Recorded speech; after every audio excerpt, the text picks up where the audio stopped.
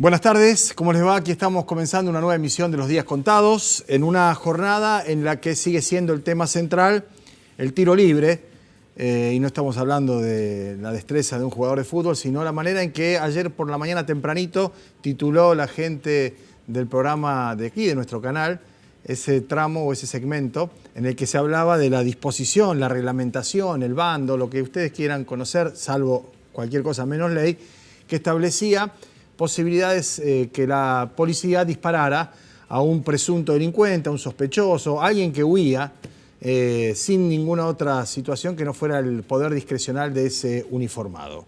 Estamos hablando de las fuerzas federales porque en principio Bullrich cree que ella puede decir eso, determinar eso por encima de las leyes, pero en la órbita federal. Afortunadamente, y para tranquilidad de los santafesinos, ayer apenas ocurrió esto, el gobernador habló con nosotros, nos dejó un testimonio que pusimos en el aire, en el que tomaba distancia absolutamente de esa situación, diciendo que en Santa Fe hay leyes, hay un código, hay reglamentación policial, hay Estado de Derecho plenamente vigente y que eso no tiene nada que ver con lo que se supone es brindarle mayores garantías y seguridad a los ciudadanos. Con lo cual uno dice, habrá que esquivar a los federales o habrá que esquivar a la gendarmería. Digo porque un chico que vaya corriendo con los auriculares y le grite en alto y no lo escucha porque tiene puesto eso mientras está haciendo ejercicio y tiene la mala suerte de tener la misma la misma remera, la misma gorra o algún parecido con alguno que haya robado a 3, 4 o 5 cuadras de ese lugar, corre riesgo de que le pongan un disparo y que lo maten. Hace un ratito estuvo el diputado Angelini del PRO hablando, gracias Lorenzati, me aporta un dato muy interesante que ahora van a ver por qué, ¿no? De una película de Woody Allen. Decía, estuvo hablando Angelini, defendiendo en alguna medida esta posición que esgrime Patricia Bullrich. Y dijo algo relacionado al Poder Judicial, con nombre propio, porque la pregunta, y ahora la vamos a ver, refería al doctor Daniel Herbeta, que precisamente es nuestro interlocutor, nuestro invitado, que estaba ya acomodado este tema, digamos, en términos de su presencia en el programa, mucho antes de lo que supimos que iba a decir Angelini. O sea, Daniel estaba entrando al estudio o al canal en el momento en que Angelini formulaba la declaración que vamos a ver ahora y que me parece oportuno ponerlo de vuelta en el aire para que sea Herbeta el que lo escuche y conteste y no yo, que lo interprete y lo transmita. Daniel, gracias por venir. No, por favor. Bueno, gracias la idea es hablar de esto. ¿Por qué lo de Woody Allen antes? Una pequeña digresión. Hay una película que decía que era de interiores, ¿no? El cartelito que me puso Lorenzati. Extraños amantes. ¿No? ¿Dos extraños amantes? Dos extraños amantes. ¿Sí? Annie Hall, qué película, ¿no? Woody Allen y Diane Keaton. Dos extraños amantes. Ganaron el Oscar, todos los premios. En donde en una cola de cine, dos personas o tres están charlando y uno cita a McLuhan, a Marshall McLuhan, ¿no? El gran estudioso de la comunicación social, el que acuñó eso que todos sabemos, aunque hayamos estado un ratito en la facultad o algunos hayan graduado con altas notas, que no es mi caso. Decía, el medio es el mensaje. McLuhan es como para la economía Adam Smith, o para el derecho, ayúdeme, doctor. Bueno, hay muchos, Yering. Ahí está. Entonces, el tipo en la cola lo cita a McLuhan. Y Woody Allen, que estaba en la cola, da 2 pasos para atrás y lo toma del brazo a un hombre mayor, que era McLuhan, y dice, ¿usted dijo eso? Y mirando a cámara, Woody Allen, y McLuhan dice, yo en mi vida dije eso. Y Woody Allen, mirando a cámara, dice, qué bueno sería si en la vida se pudieran hacer estas cosas permanentemente, ¿no? Ahí está, esa es la escena. Bueno, qué bien, qué rápido. ¿Ve? Él está escuchando, Woody Allen, cómo el hombre que está atrás habla y cita a McLuhan, y él no lo puede creer, ¿no? Digo porque estamos hablando de derecho, de doctrina, de derechos humanos, estamos hablando de jurisprudencia, estamos hablando de lo que seguramente durante muchos años, muchos hombres, entre ellos Daniel Herbeta, me consta, el doctor Eugenio Zaffaroni y otros que no necesariamente tengan que tener una línea de pensamiento similar, han estudiado. Esa es la diferencia fundamental entre McLuhan, que estaba ahí en la fila y que lo vamos a ver, y ese señor que podríamos decir es un diletante, un improvisado, un amateur, un atrevido, para hablar de determinadas cosas. A Woody Allen le molestaba eso. Ahí está McLuhan, mírenlo. Ahí lo saca McLuhan y le pregunta, ¿usted dice eso? Yo jamás dije eso en mi vida, le dice McLuhan, ¿no? Bueno, más o menos así es la cosa. Vamos a ver lo que decía, no McLuhan, sino Federico Angelini hace instantes ante una pregunta del colega Daniel Legnini en el programa que nos precede. Ahora, no solamente el juez Gallardo, Federico, objeta esto. Hace un par de minutos, un par de horas, lo hace hasta un ministro de la Corte Suprema de la provincia de Santa Fe. Sale Daniel Herbeta, el ministro, el juez de la Corte, a decir, es prácticamente anticonstitucional. Ningún miembro del Poder Ejecutivo, dice, puede reglamentar el Código Penal. El uso del arma letal debe ser excepcional y cuando existe riesgo de vida propia o de terceros. Ese es el problema que estamos teniendo en Santa Fe. Les recuerdo, y a los televidentes, Santa Fe y Rosario, la ciudad de Santa Fe y la ciudad de Rosario, son las dos ciudades más violentas de la Argentina, duplicando la media nacional. Sí.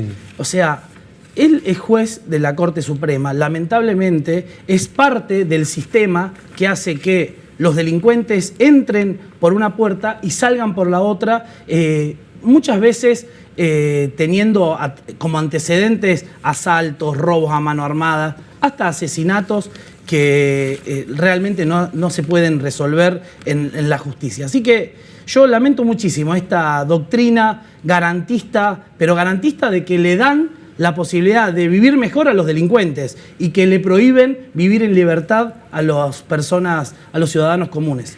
Este es el tramo que queríamos que escuchara, siendo parte del problema, ¿no?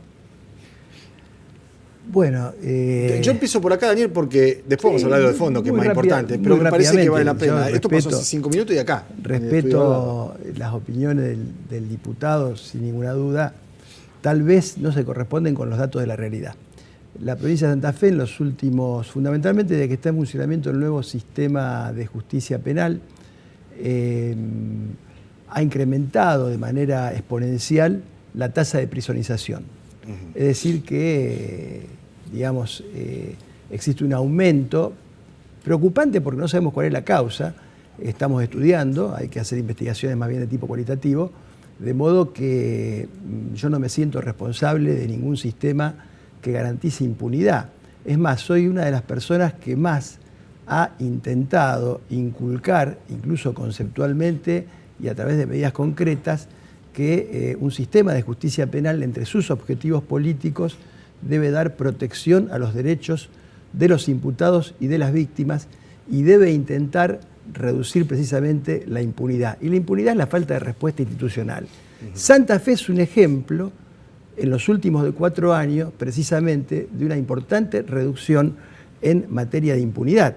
El problema de la inseguridad de Rosario y de Santa Fe es un problema aparte, en el cual, digamos, la justicia tiene una responsabilidad mucho más limitada porque los jueces no intervienen ni siquiera en la investigación de los delitos.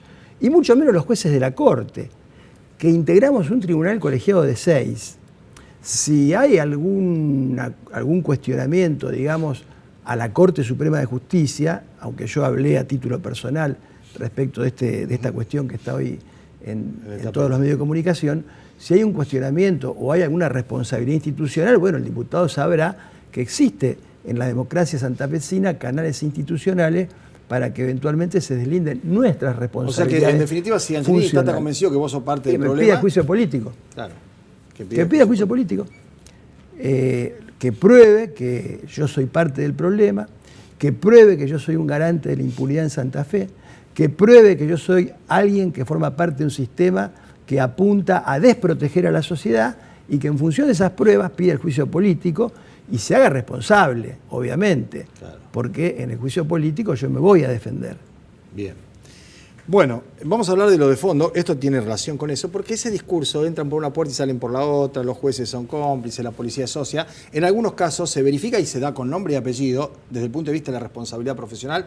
Nosotros, en el caso que haya sido así, lo hemos hecho en esos términos, objetando, cuestionando conductas personales, llegado el caso. Pero no esa fácil que viene, ¿no?, de una onda Bolsonaro, Pichetto pidiendo que la policía pegue en serio. Hay como una radicalización de posturas a partir de un fenómeno que no sé si es regional, si es circunstancial, si es pasajero, pero que pone en conflicto derechos y garantías. Estamos hablando, incluso Carrió, que es parte del gobierno, o no sé en qué situación estará ahora, dijo que esto era violar los derechos fundamentales, derechos humanos vitales, esenciales, ¿no? Hay un aprovechamiento, creo, inadecuado de la violencia estatal. Evidentemente que todos los discursos de violencia tienen una gran eficacia política, porque tienen mucha aceptación social. ¿Por qué? Porque en general nosotros pensamos en el delincuente. Yo fui víctima de 2 asaltos y mi sensación personal, yo hubiera querido, si pudiera, acogotarlo al delincuente. Entonces, los mensajes que aprovechan el uso de la violencia estatal por fuera de la legalidad canalizan pulsiones de venganza que todos tenemos dentro. Por eso son mensajes muy efectistas. Permiten sumar votos, no permiten resolver los problemas. Sí, permiten sumar votos en algunos sectores y en otros no tanto. Y en otros no tanto. Es decir, de hecho, en la provincia de Santa Fe, el gobernador ya dijo claro, que esto no va. Y no permiten resolver los problemas, porque los problemas pasan absolutamente por otro lado. De modo que a veces hay que ser un poco más responsable. El tema de la policía es un tema central que necesita un abordaje, digamos, que tiene que ver con una policía con mucha profesionalización, una policía con una buena retribución, una policía altamente capacitada, con una conducción política y con mucho control interno y externo. No vamos a resolver el problema de la inseguridad facilitando un uso por fuera de los estándares internacionales. Eso es lo otro que te iba a preguntar. ¿En algún otro lugar hay un sitio en un país donde se pueda tirar a matar sin avisar? Hoy me preguntaban, yo en verdad hago el análisis en función de nuestra Constitución y de las pautas establecidas por Naciones Unidas y por las convenciones internacionales. Hay países que tienen Guantánamo. Claro. Yo por eso no voy a poner de ejemplo, no voy a tener Guantánamo en Santa Fe. Por supuesto. De modo que el problema del uso de la fuerza letal está limitado por 2 grandes características, que son la necesidad y la proporcionalidad. Y generalmente tiene que ser un recurso último. Esto está en todos los manuales. Luego es cuestión de los jueces, en función de las normas del Código Penal, dirimir en cada caso concreto y por fuera de estos patrones si hubo una responsabilidad, si hubo un exceso o si la actividad está exenta de responsabilidad. Un juez federal de Buenos Aires, en lo contencioso administrativo, dijo que esto era inconstitucional. Y Rosansky presentó una demanda contra Patricia Bullrich por abuso de autoridad y mal desempeño de las funciones, a partir de esto que es una reglamentación que en principio podría ir por encima de lo que dicen las leyes y la Constitución, ¿no? Ahí están los títulos en los diarios. La justicia porteña declaró inconstitucional el protocolo policial y ordenó que la ciudad no se adhiera. Sí, lo que yo dije hoy, que tal vez molestó al diputado, es que este protocolo va a ser fuente de más problemas que de soluciones. Sí. ¿Por qué va a ser fuente de problemas? Porque tiene 2 o 3 cláusulas abiertas, sin ningún elemento de recorte, que pueden llevar a que en determinadas situaciones haya un uso indebido de la fuerza letal. Sí, es una ejecución, una pena de muerte impuesta por un policía. La gente se preocupa porque piensa en el tipo de delincuente que todos imaginamos. Claro. Pero no piensa que mañana puede haber una gresca o un barullo entre nuestros propios hijos adolescentes a la salida de un boliche. Daniel, que ese protocolo se aplique. Yo conté lo que pasó con un colega de LT3, de deporte, que se iba a su trabajo por Boulevard Oroño. Habían robado a 3 cuadras un pibe con remera verde, parecía la que él llevaba puesta. Él iba con los auriculares caminando, le gritaron alto, bajó la policía, lo tiró contra el capó y se salvó porque mostró que había hecho una carga de boleto de transporte de pasajeros en un kiosco de 1,5 cuadras. Con este protocolo le podían haber disparado. Sin ninguna duda, y eso es lo que yo señalo. O sea, a veces la ciudadanía tiene que comprender estas cosas y tiene que entender también que, bueno, estos discursos a veces realmente tienen bastante aceptación, son bien recibidos, sí, pero no resuelven ningún problema y tampoco deben neutralizar la opinión de quienes piensan diferente. Porque y no acá solo de quienes piensan diferente, sino de quienes han estudiado la problemática. Esto es lo que decíamos antes de McLuhan. Pareciera que hubiera una opinión dominante, sí, y una suerte de espiral del silencio, donde cuando uno no le gusta algo debe callarse para no ser rechazado. Pero hemos vivido la época de Bloomberg, Daniel.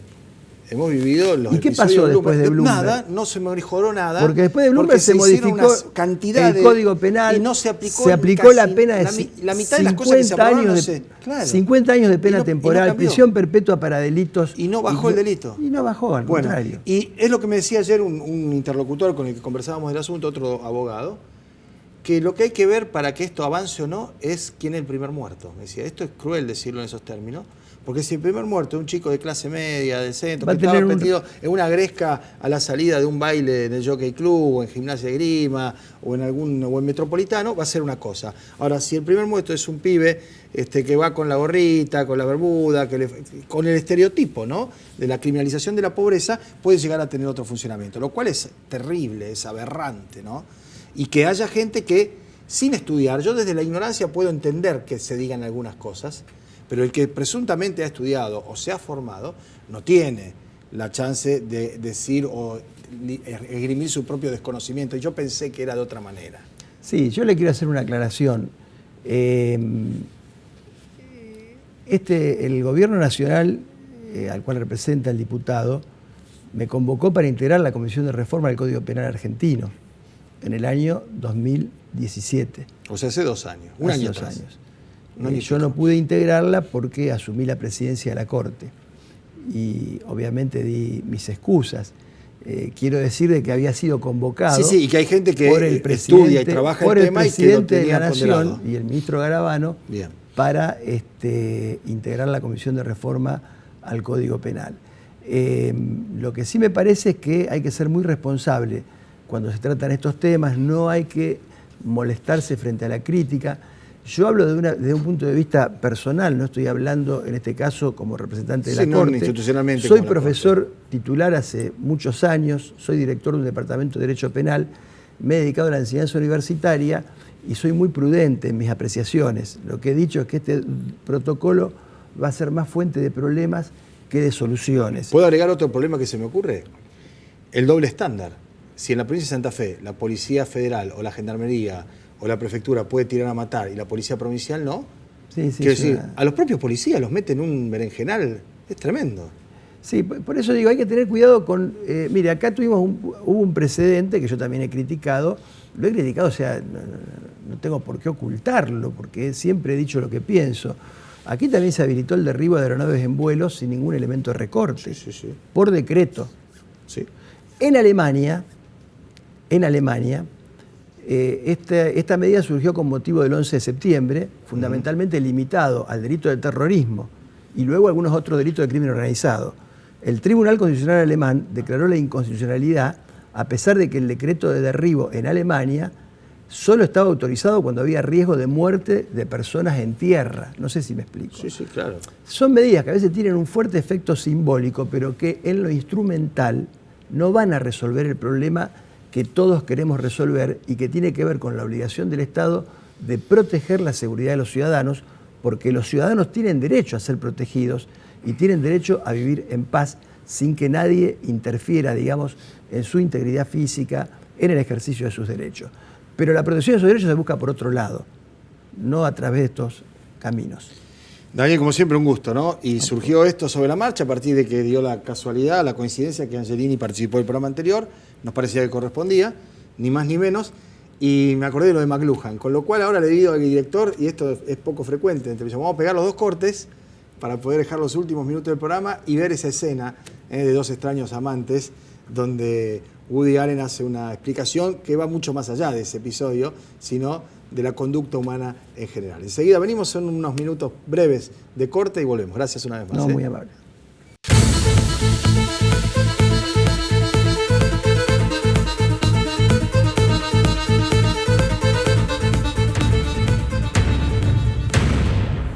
Bueno, muy bien, vamos a terminar de alterar la estructura del programa, que no tuvo hoy comentario de apertura editorial, que tampoco vamos a abordar lo que en principio íbamos a comenzar a charlar acerca de la caída de la industria y demás. Y vamos a poner ese tramo en el que yo hacía referencia a la lección de vida que en algún modo da Woody Allen y Marshall McLuhan a propósito de saber o no saber, de conocer o no saber, o no conocer.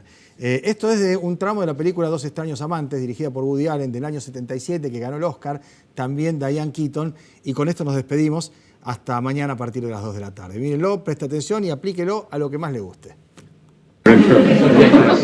We saw the Fellini film last Tuesday. It is not one of his best. It lacks a cohesive structure. You know, you get the feeling that he's not absolutely sure what it is he wants to say. Of course, I've always felt he was essentially a technical filmmaker.